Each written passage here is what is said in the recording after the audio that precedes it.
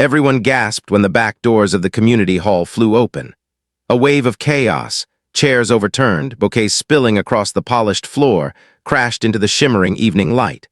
I froze, breath caught in that split second when worlds shift forever. How could everything go so right one moment and so devastatingly wrong the next? I'd been dreaming of this wedding for as long as I could remember. The day felt pulled from a shimmering into life. 350 friends and family arriving beneath archways of fairy lights, the scent of jasmine drifting through the air, the kind of joy that pulses in your chest and spreads to your fingertips. I'd imagined laughter echoing in this hall, the gentle hum of music weaving through tear-bright eyes. And yet here I was, frozen, watching that joy crash at the threshold, as a figure I'd never expected to see charged in, red-faced and furious. The HOA's Karen stormed forward, clipboard swinging like a weapon. She was everything I didn't want her to be at that moment, authority incarnate, judgment written in every crease of her face, uninvited and unstoppable. Family whispered behind me, "She can't do this," but she did. And she did it with that quiet, bureaucratic contempt that stung deeper than shouts.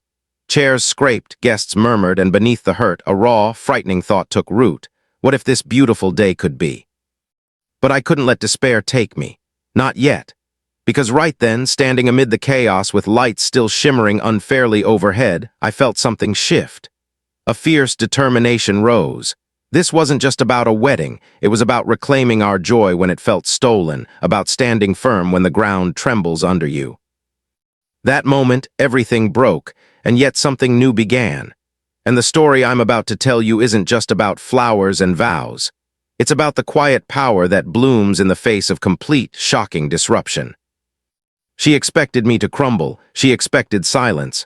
But when she started listing violations, exceeding guest limits, parking chaos, I saw something crack in her expression. Not doubt, not yet, but awareness. And behind that, the sharpest spark of possibility.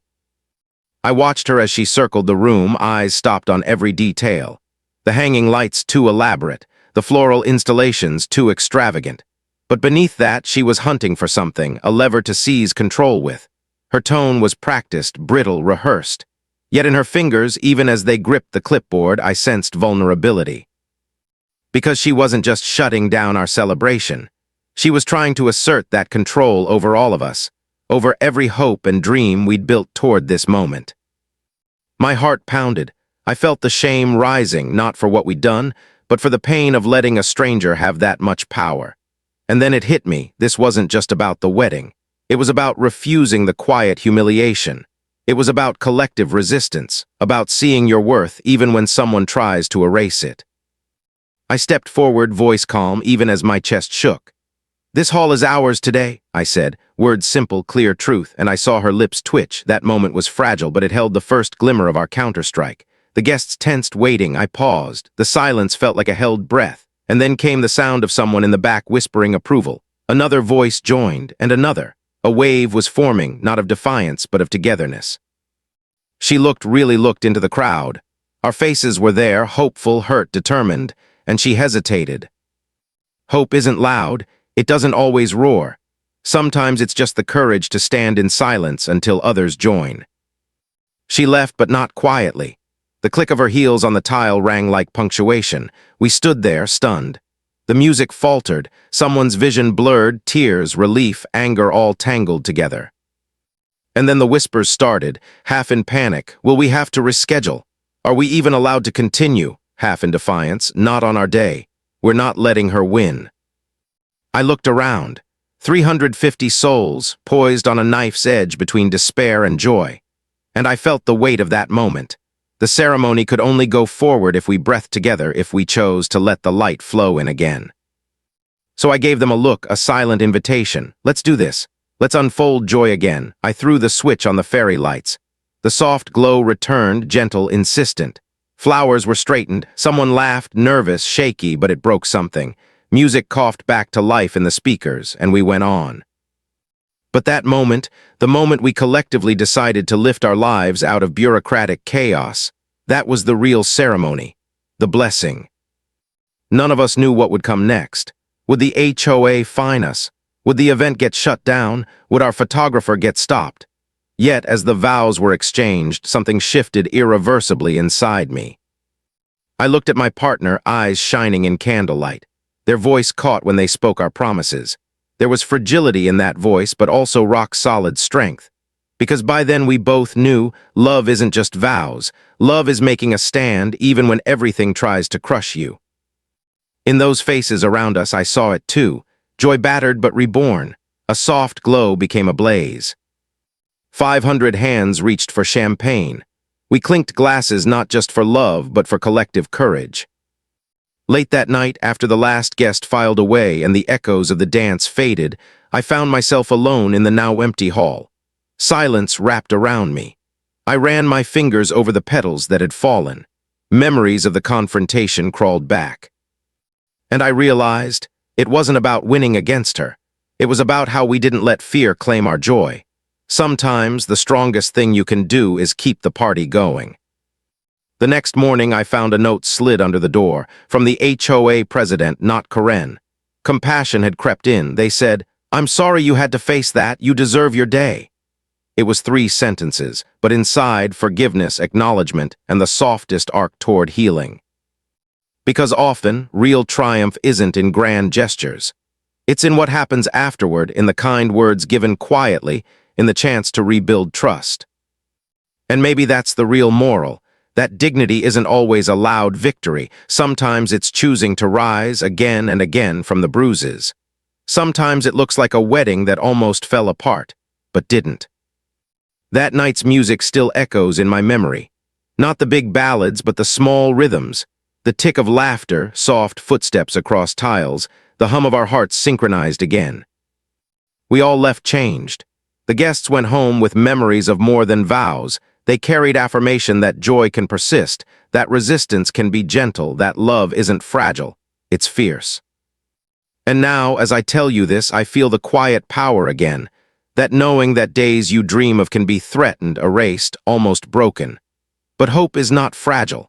It's an ember, and all it takes is one person to stir it into flame. Sometimes the strongest people are the ones who stay silent the longest, until it matters most. Why did she come back? It was just after midnight when I saw the lights flash again outside the venue. Headlights swept across the gravel, casting long shadows that stretched like fingers into the hall. Most of the guests were gone. Only a few close friends and family remained, helping us clean up, wrapping uneaten cake slices in foil, collecting vases that still held the day's fatting beauty. I stepped out onto the front steps, heart thudding with that cold instinct you get when something's wrong. And there she was again, Karen standing next to her car like she belonged there, clipboard still in hand. Her expression wasn't rage this time, it was something else. Determination, maybe, or something colder. "I need to document the violations," she said. Stepping forward like this was some federal investigation. I laughed, not because it was funny, because the absurdity of it all had finally boiled over. "The wedding's over," I said, not moving. "You've made your point." But she wasn't listening. She walked past me into the now quiet hall, stepping over rose petals and ribbon like they were debris at a crime scene. My brother moved to block her path, but I held him back. There was something deeper at play here, something she needed to do, not to us, but for herself. And then it hit me. This wasn't about us. It never really had been. She needed to be right. She needed to prove that she still had control over the neighborhood, over the rules, over the world shifting under her feet. I watched her photograph a centerpiece, writing notes with slow precision, and I saw something shift in her. Her shoulders drooped just for a second. Her eyes lingered too long on the scattered place cards, the empty chairs that still held the warmth of memories. There was something hollow in her presence, not vindictive, just lonely. But none of that erased the harm. Because while she hunted for violations, I was still picking up the pieces, not of decorations, but of dignity. And yet I didn't yell, I didn't demand apologies, I just stood there, calm, firm, unmoved. Because sometimes, the most powerful resistance is to let someone burn their own bridge without handing them the match. The HOA board called us 3 days later. I expected a warning, maybe a fine, but what I got instead was something entirely different. "We've had some complaints," the president began cautiously, "but we've also had testimonies." Turns out several neighbors, some we barely even knew, had sent in messages about how beautiful the event had been, about how peaceful the neighborhood had stayed, about how it was the first time in years that the community felt, well, like a community. And then came the twist. She submitted over 30 photographs, he said, and filed a formal report, but when we reviewed it, there were no actual violations, not one. Silence stretched between us. She misrepresented the property limits, he added quietly. And she claimed noise complaints that were never called in. We're reviewing her position. My breath caught. Not because I wanted her gone, but because the truth was finally louder than her clipboard. It wasn't about revenge. It was about restoration. The days that followed were strange, calm but full of undercurrents. Neighbors we barely spoke to waved more often. Someone dropped off a handwritten note with a photo from the wedding, captioned, "Joy is louder than fear." I kept it on my desk for weeks. And Karen, she vanished for a while, no patrols, no emails, no notices. But I couldn't stop wondering what had broken in her to make her crash something so beautiful. What loneliness had filled her that day. And still, I wasn't angry anymore. Because I'd already won something more important than a battle with a clipboard. I had stood my ground. I had claimed my joy, and I had done it without sinking to bitterness. Sometimes the truest strength is the kind that doesn't need to be seen. It's the quiet refusal to be shamed. It's the grace to let the truth speak for itself. What do you do when the villain disappears? For days there was silence, not the peaceful kind, but the charged quiet that settles just before a storm. Karen had vanished from the HOA group chats, hadn't filed another complaint, hadn't been seen doing her usual walkthroughs. The clipboard, the glare, the intrusive questions, all gone. But peace doesn't feel like peace when you're waiting for the other shoe to drop. I caught myself jumping every time the mail arrived, half expecting a new notice. A violation for leftover balloons, for trash bins left out too long. I checked my inbox obsessively, scanning for subject lines that started with per HOA regulations, but nothing came. And that kind of silence, it's almost louder than conflict. People kept talking, of course. A neighbor told me they'd seen her sitting in her car near the park for over an hour one afternoon.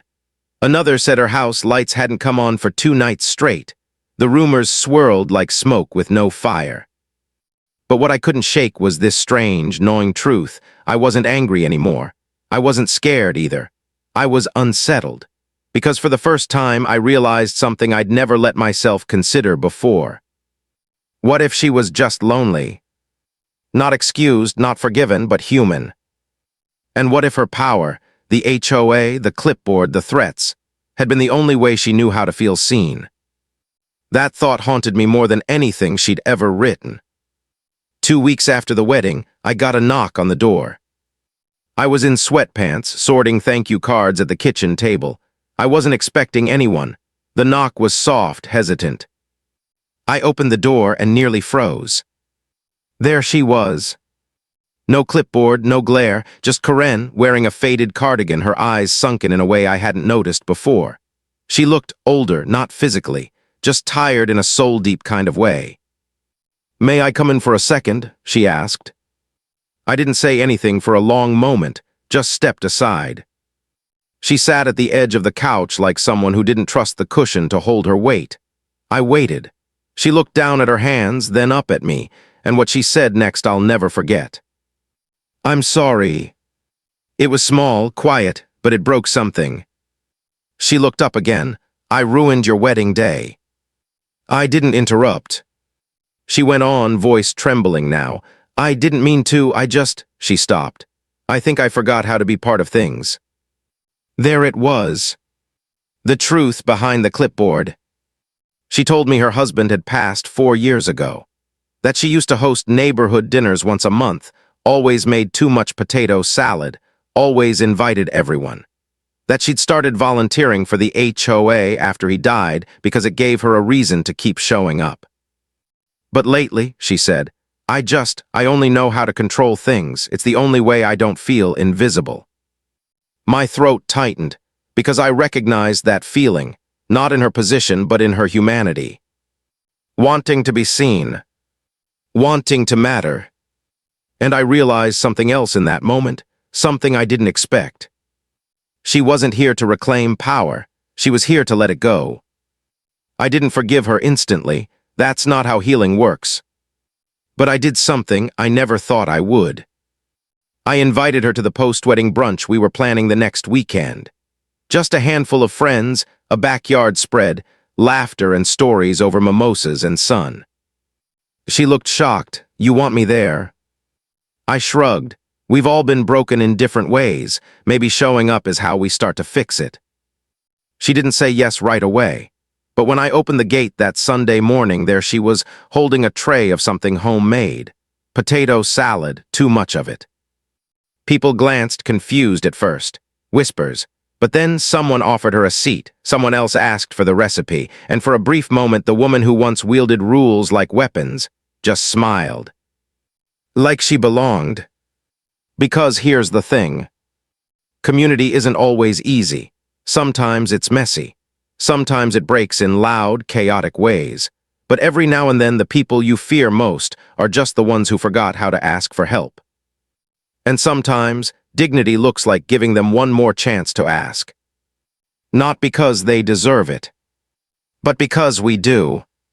Why do we only talk about people once they're gone? It was barely a month later when the notice arrived. A folded letter slipped under every door in the neighborhood. The kind of thing most people toss without reading. But this time, the heading caught my eye. Resignation notice, HOA board secretary. Karen. There was no dramatic final statement, no finger pointing, just a few short sentences typed plainly in black ink. Thank you for allowing me to serve. I believe the time has come for someone with a fresh voice and a lighter hand. I read it 3 times. It was hard to believe that the same woman who once stormed into our wedding like an enforcement officer was stepping down with a note that soft. I thought about her face that day on my couch, about the sadness behind her apology, and it hit me all over again. Sometimes people leave quietly not because they're weak, but because they've finally learned what strength actually looks like. There were whispers again, of course. She got pressured out. She was embarrassed. She's probably plotting something new. People love a villain more than they love a redemption arc. It's easier that way, simpler, safer. But I didn't see a villain anymore. I saw a woman who had clung to structure because everything else had fallen apart, who had mistaken rules for purpose, who had finally laid it all down because maybe, just maybe, she was tired of carrying it. And maybe I saw that because I'd been there too, in different ways, different losses, different masks. But pain, no matter how it enters, has a way of making us rigid, hardened, just trying to stay upright when the world tilts too fast. And letting go of that armor, that's the real courage. A week after the resignation, our neighborhood hosted its first real gathering in years. It wasn't fancy. Just a Sunday afternoon potluck on the cul-de-sac, folding chairs lining the sidewalks, a speaker playing someone's old playlist, dogs sniffing around paper plates. But it felt alive. Kids played tag across lawns. Couples swapped stories. People who'd lived next door for 5 years were introducing themselves like new neighbors. It was beautiful. And then near the punch table, I saw her. Karen. She stood on the sidewalk, arms crossed, almost like she didn't know if she was allowed to step forward. She wore a pale blue sweater, nothing formal, but she looked smaller somehow, softer. I walked toward her, and for a second I could see the hesitation in her eyes. The question, do I belong here anymore?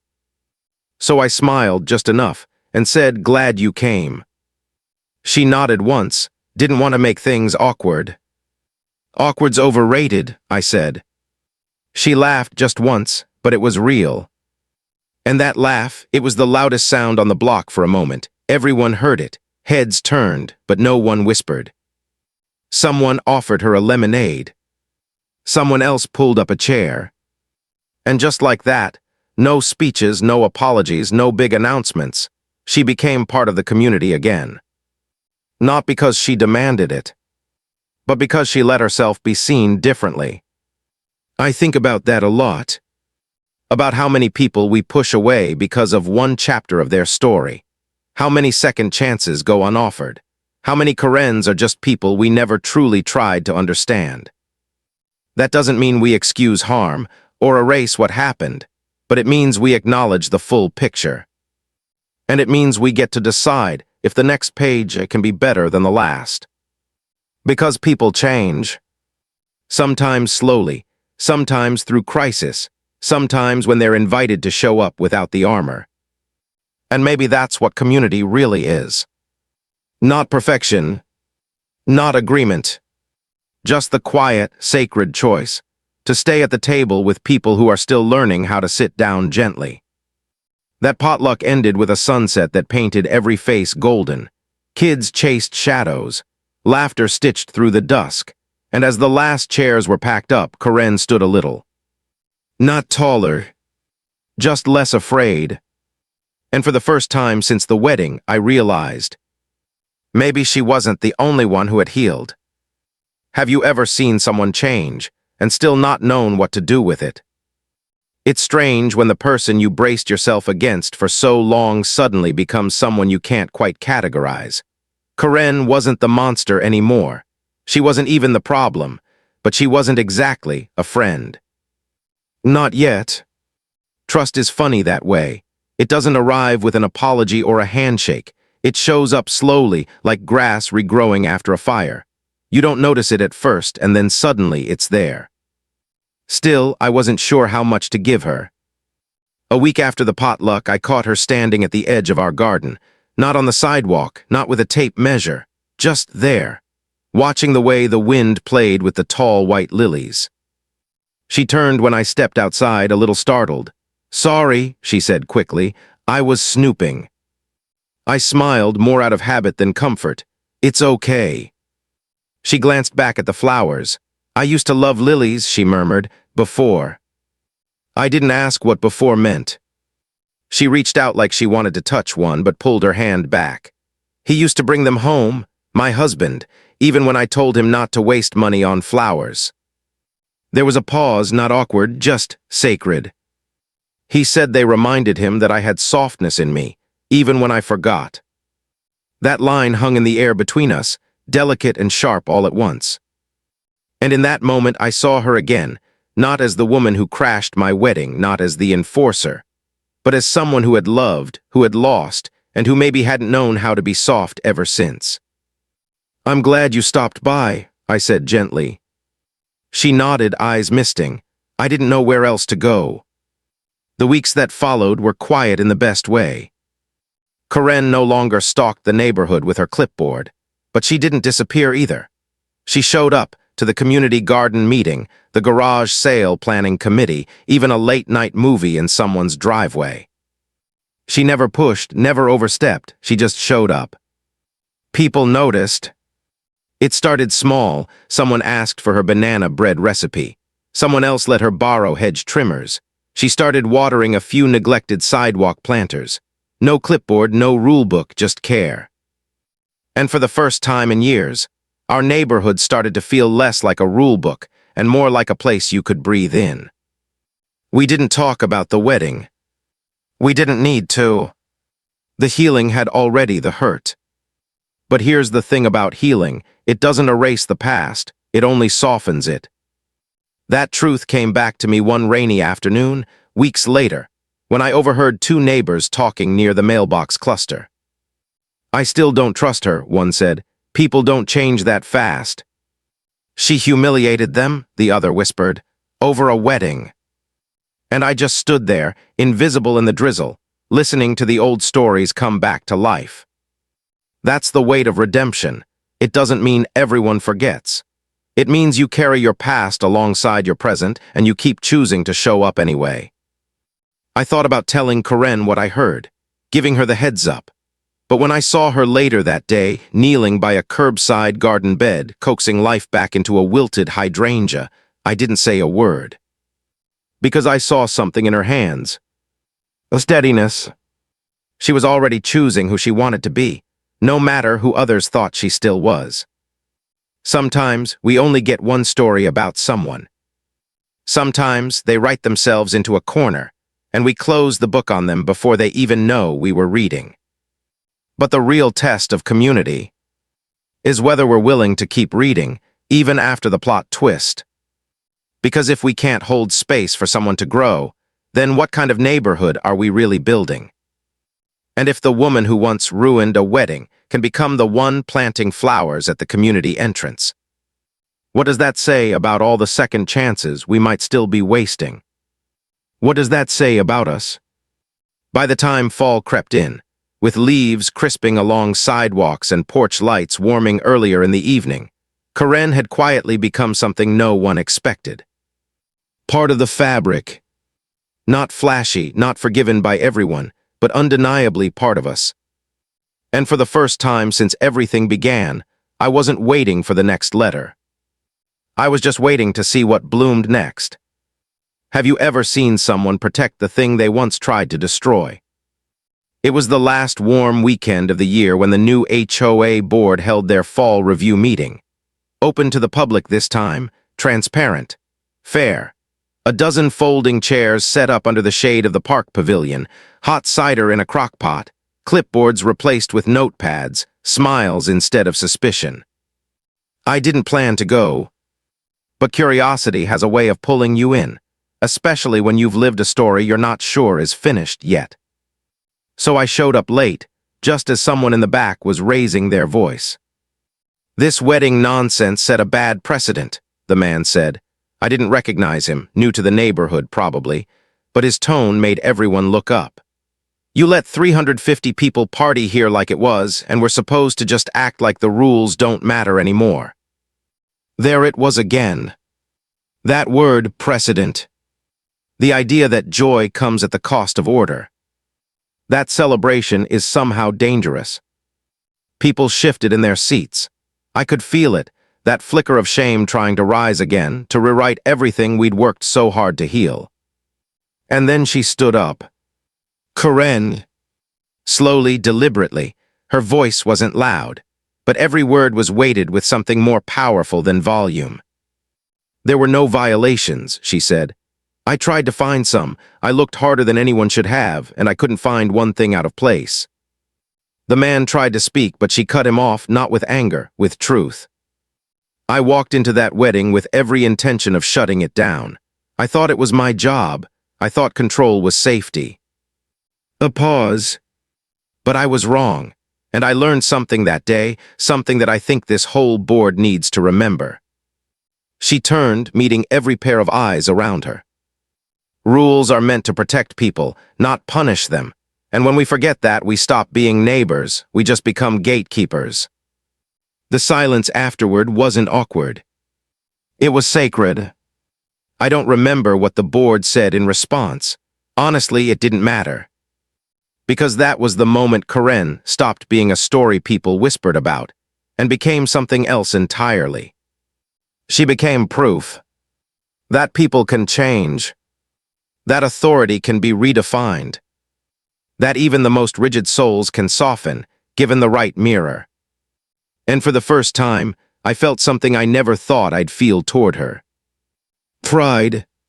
Not because of who she used to be, but because of who she'd chosen to become. A few days later, she stopped by again. No warning, just a knock and that familiar nervous half-smile. She handed me a small package. Inside was a framed photo, taken from the back of the wedding hall just as we exchanged vows, soft lights, blurred motion. The moment felt alive again. "I found it on my phone," she said. "Didn't realize I took it until last week."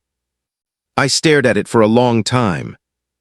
It wasn't just a picture, it was a timestamp. A memory from the exact moment she almost tore everything apart, now frozen in quiet beauty. "You were watching," I said softly. She nodded. "I was, but not in the way I thought." She turned to go, then hesitated. "I've been working on something," she added.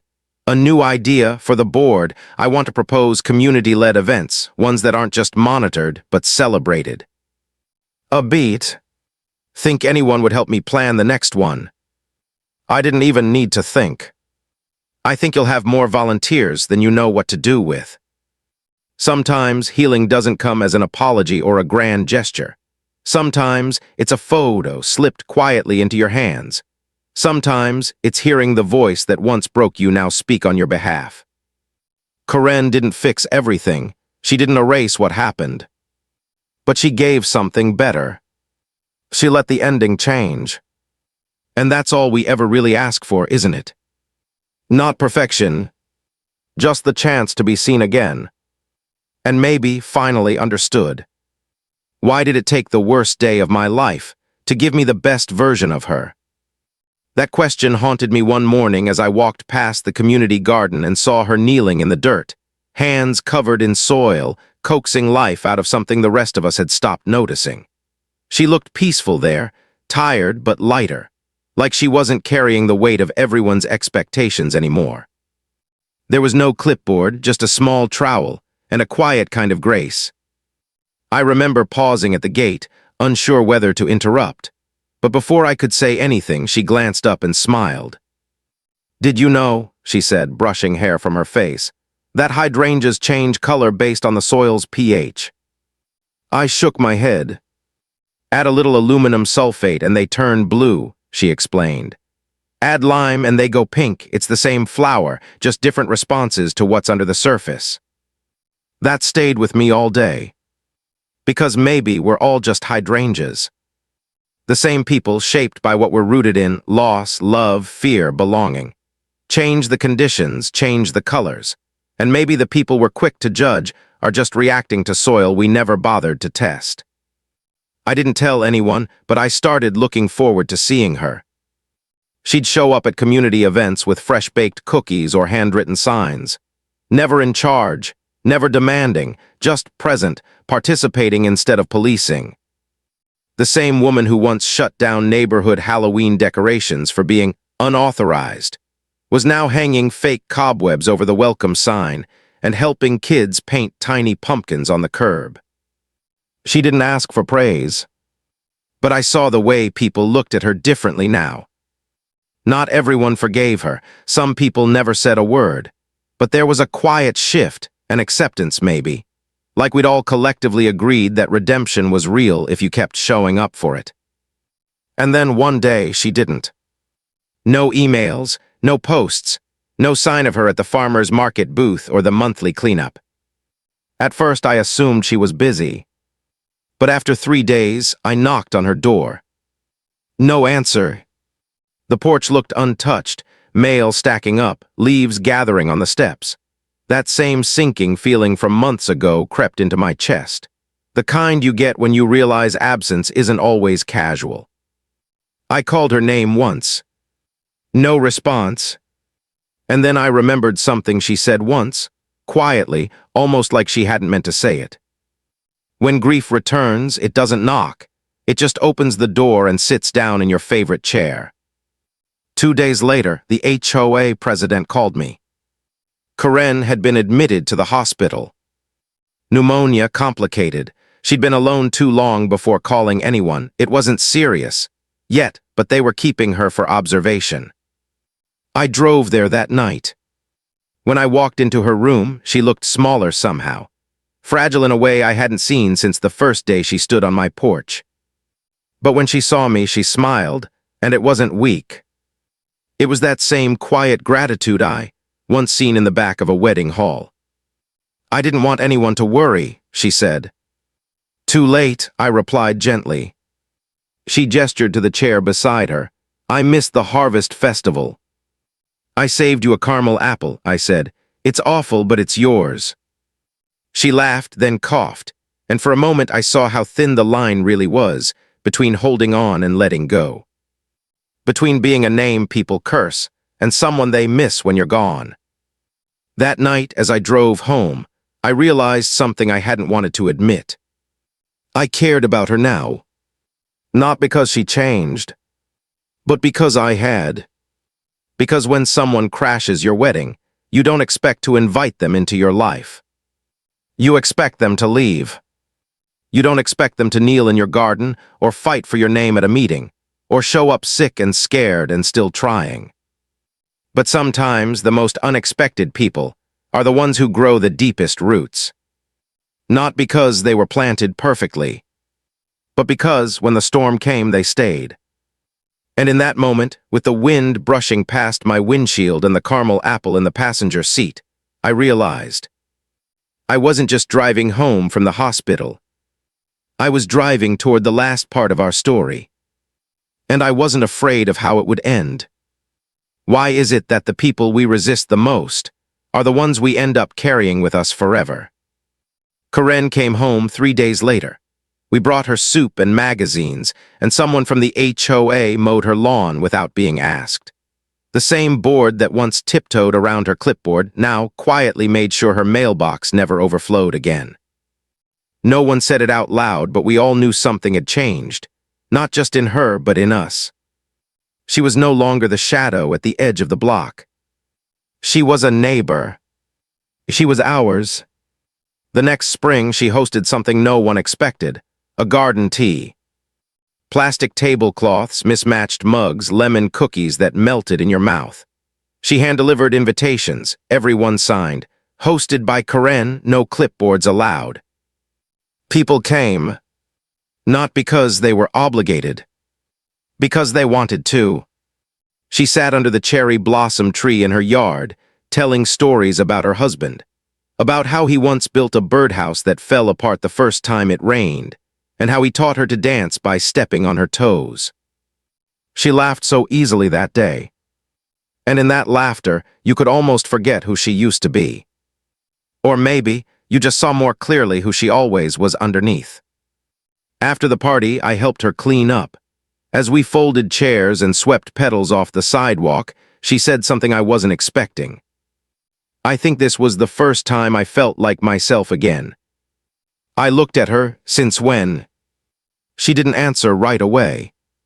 Then she said, since before I started keeping score. That stayed with me.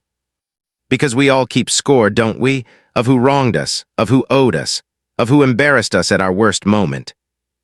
But what if healing isn't about forgetting the tally? What if it's about choosing to stop counting?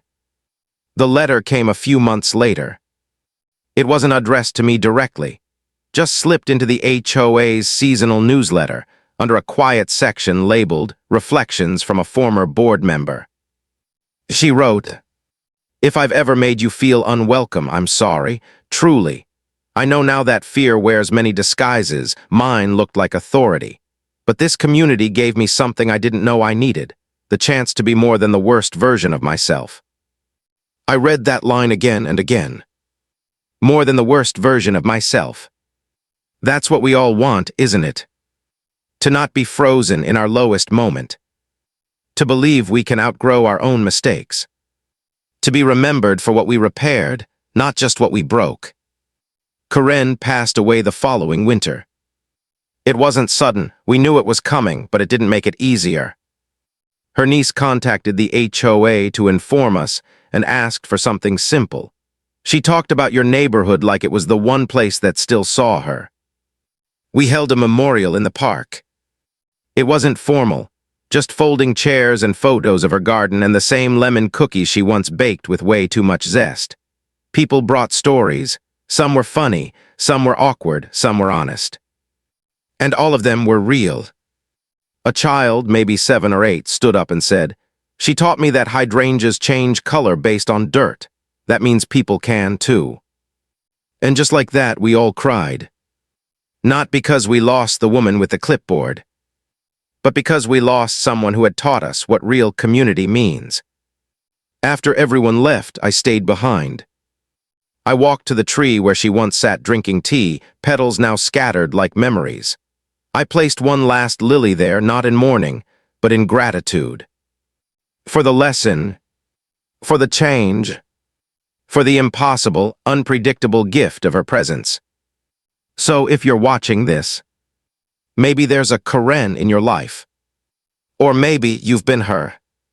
Maybe you've held power like armor, or judged someone too early, or clung to rules when what you really needed was connection.